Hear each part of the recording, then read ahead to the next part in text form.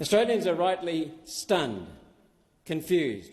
Why are foreigners from another country allowed to buy real estate while Australians are made homeless and sleep on the street?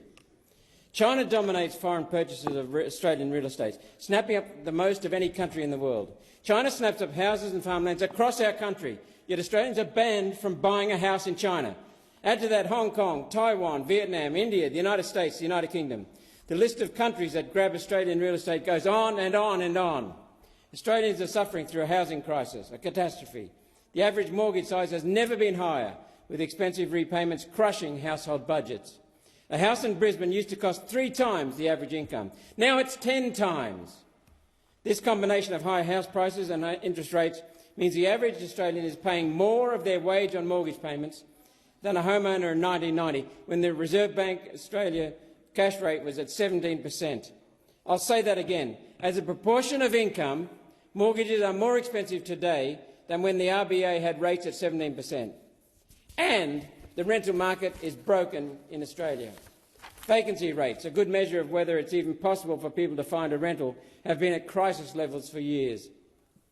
The average rent for a house in Brisbane has gone from $467 a week in 2020 to $740. For a unit in Brisbane, rent has gone from $381 to $587 in the same period since 2020. So what's the government's response to the hurt Australians are feeling trying to get into a house? Labor will keep letting foreigners buy residential real estate.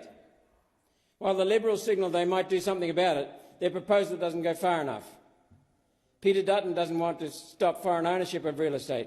He wants foreigners to be back here buying up the farm in 2 years. The Liberals' temporary pause is not good enough. Australia needs a complete ban on foreigners owning houses in this country. The Liberals won't do anything about the houses that are foreign-owned right now. They can keep them.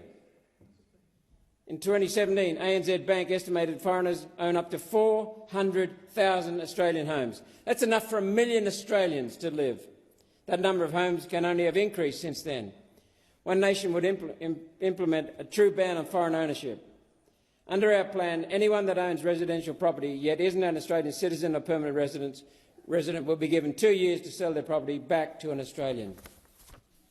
The 2-year grace period ensures the housing market doesn't have a flood of properties on the market. Let's get Australians into affordable houses while keeping the market sound. Just when the Liberals would be opening purchases back up to foreigners, One Nation will be completing the greatest transfer of houses out of foreign hands into Australians' hands in history. In this debate, we will hear Labor senators get up and claim that foreign ownership is less than 1%. We'll hear them claim it's foreign investment. That's a lie. It's ownership, and their numbers aren't true.